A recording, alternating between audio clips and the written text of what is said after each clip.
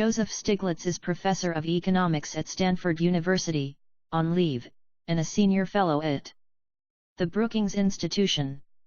From 1997 to 2000, he was chief economist and vice president of the World Bank.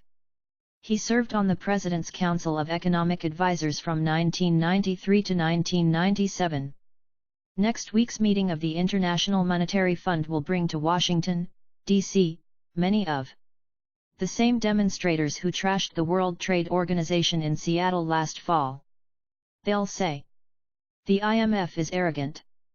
They'll say the IMF doesn't really listen to the developing countries it is supposed to help. They'll say the IMF is secretive and insulated from democratic accountability. They'll say the IMF's economic remedies often make things worse, turning slowdowns into recessions and recessions into depressions. And they'll have a point. I was chief economist at the World Bank from 1996 until last November. During the gravest global economic crisis in a half-century, I saw how the IMF, in tandem with the U.S. Treasury Department, responded. And I was appalled. The global economic crisis began in Thailand, on July 2, 1997. The countries of East Asia were coming off a miraculous 3 decades, incomes had soared, health had improved, poverty had fallen dramatically. Not only was literacy now universal, but, on international science and math tests, many of these countries outperformed the United States. Some had not suffered a single year of recession in 30 years. But the seeds of calamity had already been planted. In the early 90s, East Asian countries had liberalized their financial and capital markets not because they needed to attract more funds. Savings rates were already 30% or more, but because of international pressure, including some from the U.S. Treasury Department. These changes provoked a flood of short-term capital.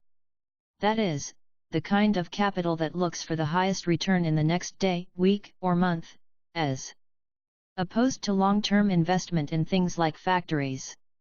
In Thailand, this short-term capital helped fuel an unsustainable real estate boom. And, as people around the world, including Americans, have painfully learned, every real estate bubble eventually bursts, often with disastrous consequences. Just as suddenly as capital flowed in, it flowed out. And, when everybody tries to pull their money out at the same time, it causes an economic problem. A big economic problem. The last set of financial crises had occurred in Latin America in the 1980s, when bloated public deficits and loose monetary policies led to runaway inflation. There, the IMF had correctly imposed fiscal austerity, balanced budgets, and tighter monetary policies, demanding that governments pursue those policies as a precondition for receiving aid. So, in 1997 the IMF imposed the same demands on Thailand. Austerity, the fund's leaders said, would restore confidence in the Thai economy. As the crisis spread to other East Asian nations and even as evidence of the policy's failure mounted, the IMF barely blinked, delivering the same medicine to each ailing nation that showed up on its doorstep. I thought this was a mistake. For one thing, unlike the Latin American nations, the East Asian countries were already running budget surpluses. In Thailand, the government was running such large surpluses that it was actually starving the economy of much-needed investments in education and infrastructure, both essential to economic growth. And the East Asian nations already had tight monetary policies, as well. Inflation was low and falling. In South Korea, for example, inflation stood at a very respectable 4%. The problem was not imprudent government, as in Latin America, the problem was an imprudent private sector, all those bankers and borrowers, for instance, who'd gambled on the real estate bubble. Under such circumstances, I feared, austerity measures would not revive the economies of East Asia, it would plunge them into recession or even depression. High interest rates might devastate highly indebted East Asian firms, causing more bankruptcies and defaults. Reduced government expenditures would only shrink the economy further. So I began lobbying to change the policy. I talked to Stanley Fischer, a distinguished former Massachusetts Institute of Technology economics professor and former chief economist of the World Bank, who had become the IMF's first deputy managing director. I met with fellow economists at the World Bank who might have contacts or influence within the IMF, encouraging them to do everything they could to move the IMF bureaucracy. Convincing people at the World Bank of my analysis proved easy, changing minds at the IMF was virtually impossible. When I talked to senior officials at the IMF explaining, for instance, how high interest rates might increase bankruptcies, thus making it even harder to restore confidence in East Asian economies, they would at first resist. Then, after failing to come up with an effective counter-argument, they would retreat to another response, if only I understood the pressure coming from the IMF Board of Executive Directors, the body, appointed by finance ministers from the advanced industrial countries, that approves all the IMF's loans. Their meaning was clear. The board's inclination was to be even more severe. These people were actually a moderating influence. My friends who were executive directors said they were the ones getting pressured. It was maddening, not just because the IMF's inertia was so hard to stop, but because, with everything going on behind closed doors, it was impossible to know who was the real obstacle to change. Was the staff pushing the executive directors, or were the executive directors pushing the staff? I still do not know for certain. Of course, everybody at the IMF assured me they would be flexible, if their policies really turned out to be overly contractionary, forcing the East Asian economies into deeper recession than necessary, then they would reverse them. This sent shudders down my spine. One of the first lessons economists teach their graduate students is the importance of lags. It takes 12 to 18 months before a change in monetary policy, raising or lowering interest rates, shows its full effects. When I worked in the White House as chairman of the Council of Economic Advisers, we focused all our energy on forecasting where the economy would be in the future, so we could know what policies to recommend today. To play catch-up was the height of folly. And that was precisely what the IMF officials were proposing to do. I shouldn't have been surprised. The IMF likes to go about its business without outsiders asking too many questions. In theory, the fund supports democratic institutions in the nations it assists. In practice, it undermines the democratic process by imposing policies. Officially, of course, the IMF doesn't impose anything. It negotiates the conditions for receiving aid. But all the power in the negotiations is on one side the IMF's, and the fund rarely allows sufficient time for broad consensus building or even widespread consultations with either parliaments or civil society. Sometimes the IMF dispenses with the pretense of openness altogether and negotiates secret covenants. When the IMF decides to assist a country, it dispatches a mission of economists. These economists frequently lack extensive experience in the country. They are more likely to have first-hand knowledge of its five-star hotels than of the villages that dot its countryside. They work hard, poring over numbers deep into the night. But their task is impossible. In a period of days or, at most, weeks, they are charged with developing a coherent program sensitive to the needs of the country. Needless to say, a little number crunching rarely provides adequate insights into the development strategy for an entire nation. Even worse, the number crunching isn't always that good. The mathematical models the IMF uses are frequently flawed or out of date. Critics accuse the institution of taking a cookie-cutter approach to economics, and they're right. Country teams have been known to compose draft reports before visiting.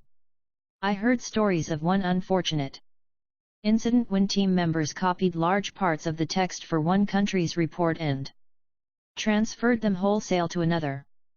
They might have gotten away with it, except the search and replace function on the word processor didn't work properly, leaving the original country's name in a few places. Oops! It's not fair to say that IMF economists don't care about the citizens of developing nations.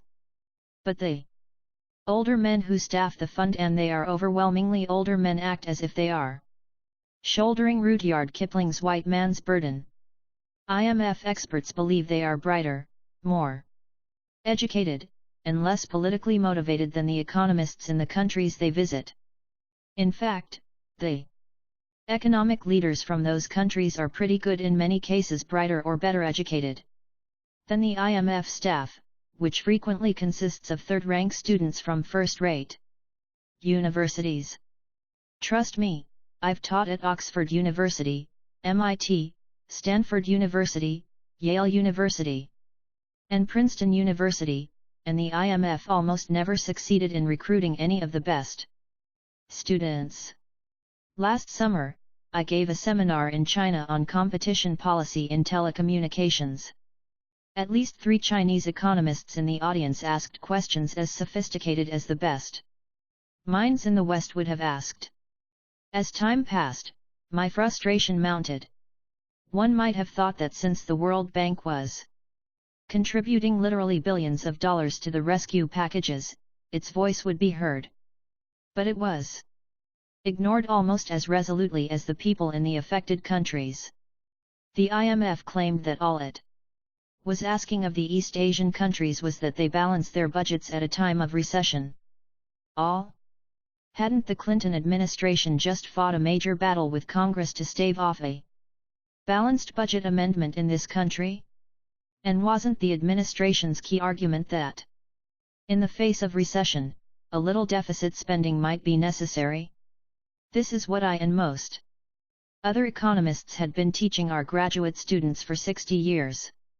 Quite frankly, a student who turned in the IMF's answer to the test question, what should be the fiscal stance of Thailand facing an economic downturn, would have gotten an F. As the crisis spread to Indonesia, I became even more concerned. New research at the World Bank showed that recession in such an ethnically divided country could spark all kinds of social and political turmoil. So in late 1997, at a meeting of finance ministers and central bank governors in Kuala Lumpur, I issued a carefully prepared statement vetted by the World Bank. I suggested that the excessively contractionary monetary and fiscal program could lead to political and social turmoil in Indonesia. Again, the IMF stood its ground. The fund's managing director, Michelle Kamdesis, said there what he'd said in public, that East Asia simply had to grit it out, as Mexico had.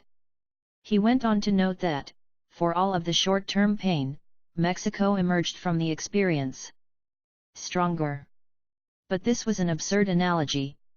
Mexico hadn't recovered because the IMF forced it to strengthen its weak financial system, which remained weak years after the crisis. It recovered because of a surge of exports to the United States, which took off thanks to the U.S. economic boom, and because of NAFTA. By contrast, Indonesia's main trading partner was Japan, which was then, and still remains, mired in the doldrums. Furthermore, Indonesia was far more politically and socially explosive than Mexico, with a much deeper history of ethnic strife. And renewed strife would produce massive capital flight, made easy by relaxed currency flow restrictions encouraged by the IMF. But none of these arguments mattered. The IMF pressed ahead, demanding reductions in government spending and so subsidies for basic necessities like food and fuel were eliminated. At the very time when contractionary policies made those subsidies more desperately needed than ever. By January 1998, things had gotten so bad that the World Bank's vice president for East Asia, Jean-Michel Severino, invoked the dreaded R-word, recession, and D-word, depression, in describing the economic calamity in Asia. Lawrence Summers, then Deputy Treasury Secretary, railed against Severino for making things seem worse than they were, but what other way was there to describe what was happening? Output in some of the affected countries fell 16% or more. Half the businesses in Indonesia were in virtual bankruptcy or close to it, and, as a result, the country could not even take advantage of the export opportunities the lower exchange rates provided. Unemployment soared, increasing as much as tenfold, and real wages plummeted in countries with basically no safety nets. Not only was the IMF not restoring economic confidence in East Asia, it was undermining the region's social fabric. And then, in the spring and summer of 1998, the crisis spread beyond East Asia to the most explosive country of all, Russia. The calamity in Russia shared key characteristics with the calamity in East Asia, not least among them the role that IMF and U.S. Treasury policies played in abetting it. But, in Russia, the abetting began much earlier. Following the fall of the Berlin Wall, two schools of thought had emerged concerning Russia's transition to a market economy. One of these, to which I belonged, consisted of a melange of experts on the region, Nobel Prize winners like Kenneth Arrow and others. This group emphasized the importance of the institutional infrastructure of a market economy, from legal structures that enforce contracts to regulatory structures that make a financial system work. Arrow and I had both been part of a National Academy of Sciences group that had, a decade earlier, discussed with the Chinese their transition strategy. We emphasized the importance of fostering competition rather than just privatizing state-owned industries, and favored a more gradual transition to a market economy, although we agreed that occasional strong measures might be needed to combat hyperinflation.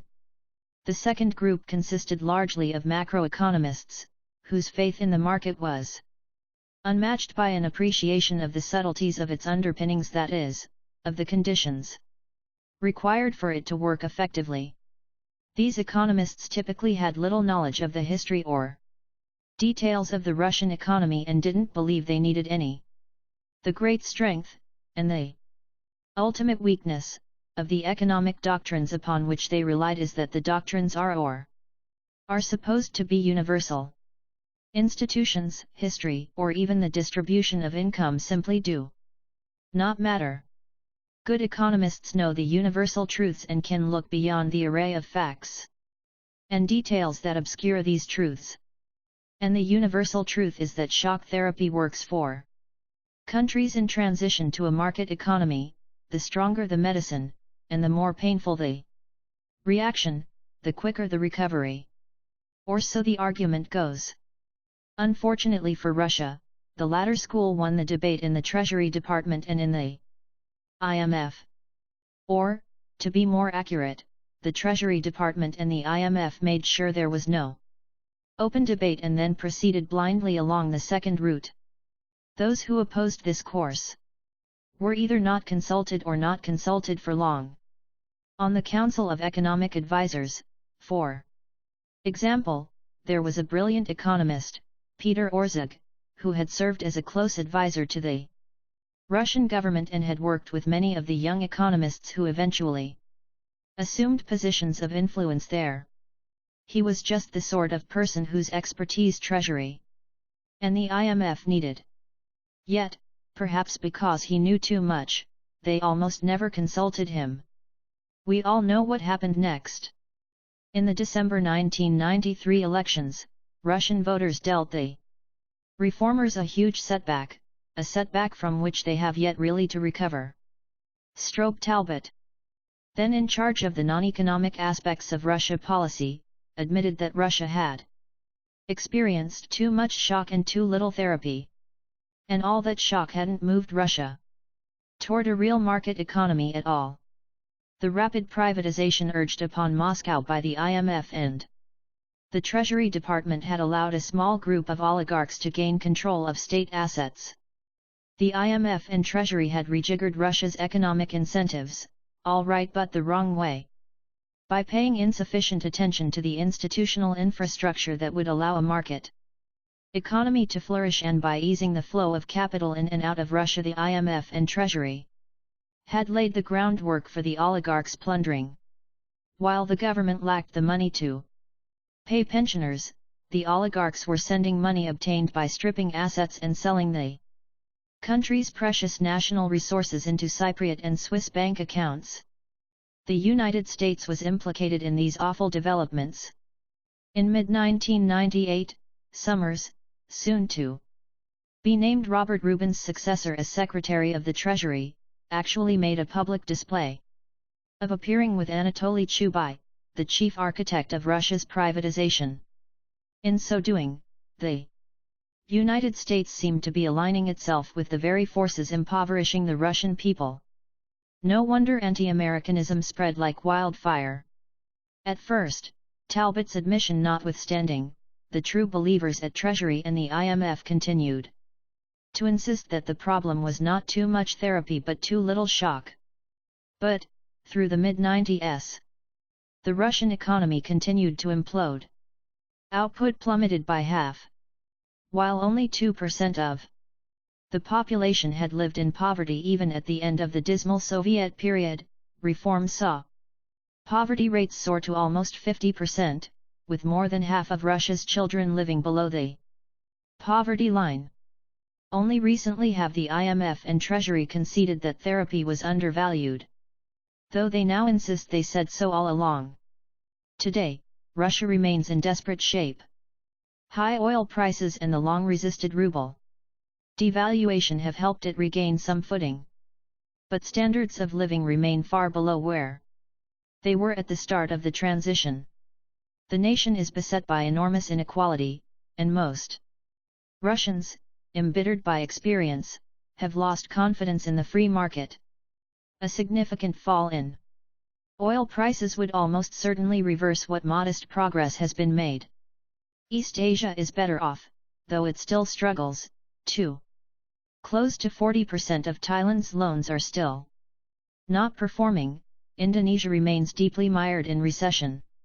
Unemployment rates remain far higher than they were before the crisis, even in East Asia's best performing country, Korea.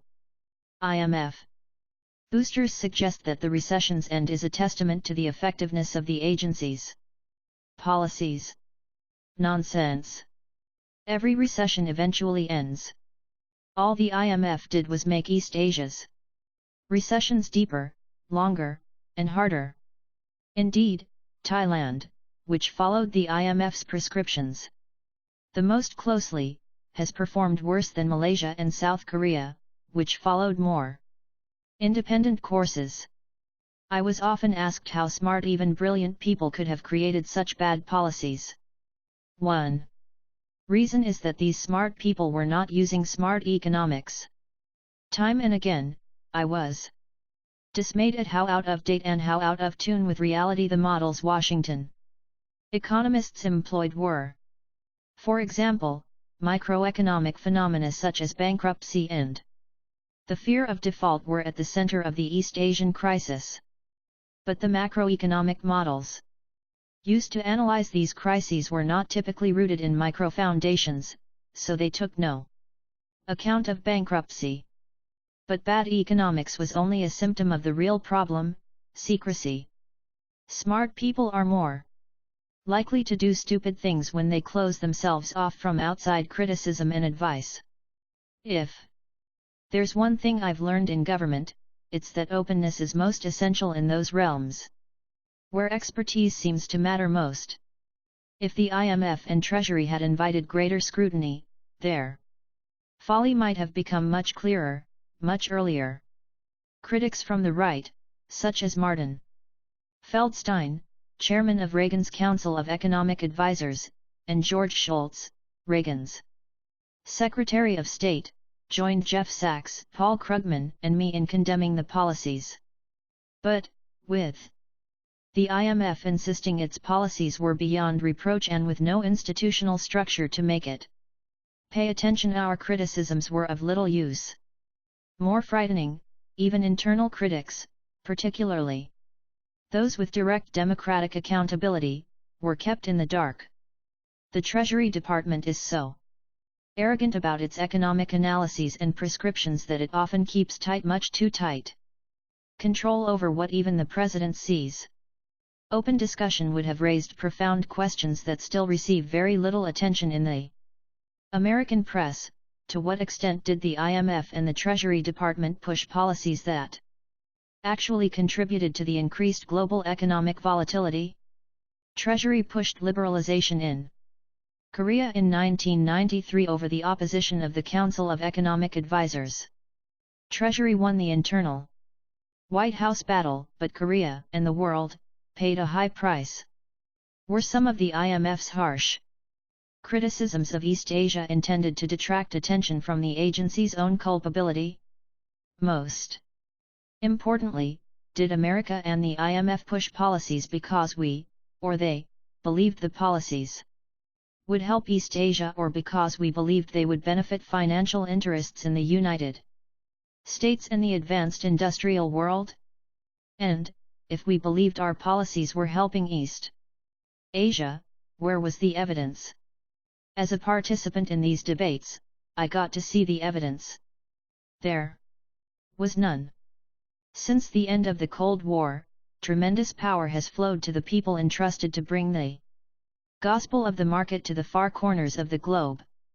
These economists, bureaucrats, and officials act in the name of the United States and the other advanced industrial countries, and yet they speak a language that few average citizens understand and that few policymakers bother to translate.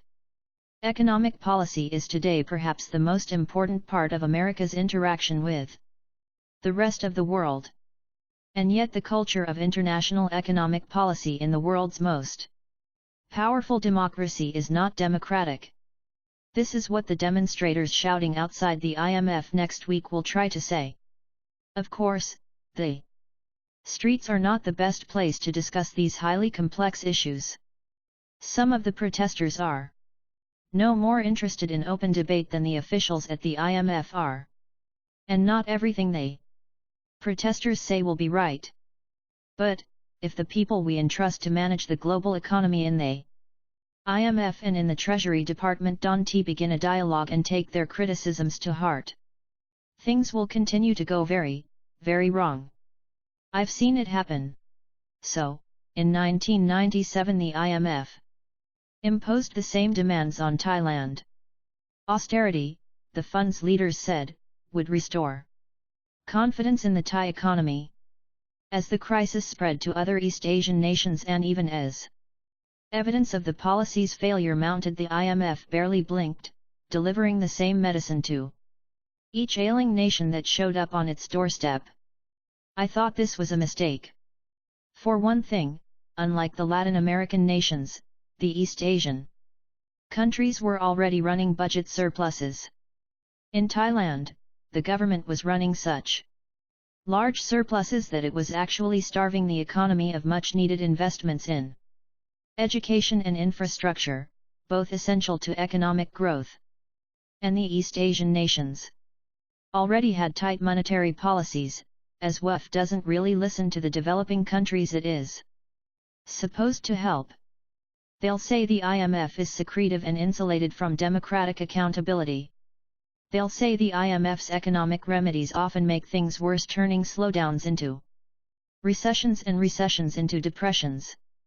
And they'll have a point. I was chief economist at the World Bank from 1996 until last November. During the gravest global economic crisis in a half-century, I saw how the IMF, in tandem with the U.S. Treasury Department, responded. And I was appalled. The global economic crisis began in Thailand, on July 2, 1997. The countries of East Asia were coming off a miraculous 3 decades, incomes had soared, health had improved, poverty had fallen dramatically. Not only was literacy now universal, but, on international science and math tests, many of these countries outperformed the United States. Some had not suffered a single year of recession in 30 years. But the seeds of calamity had already been planted. In the early 90s, East Asian countries had liberalized their financial and capital markets not because they needed to attract more funds. Savings rates were already 30% or more, but because of international pressure, including some from the U.S. Treasury Department. These changes provoked a flood of short-term capital. That is, the kind of capital that looks for the highest return in the next day, week, or month, as opposed to long-term investment in things like factories. In Thailand, this short-term capital helped fuel an unsustainable real estate boom. And, as people around the world, including Americans, have painfully learned, every real estate bubble eventually bursts, often with disastrous consequences. Just as suddenly as capital flowed in, it flowed out. And, when everybody tries to pull their money out at the same time, it causes an economic problem. A big economic problem. The last set of financial crises had occurred in Latin America in the 1980s, when bloated public deficits and loose monetary policies led to runaway inflation. There, the IMF had correctly imposed fiscal austerity, balanced budgets, and tighter monetary policies, demanding that governments pursue those policies as a precondition for receiving aid.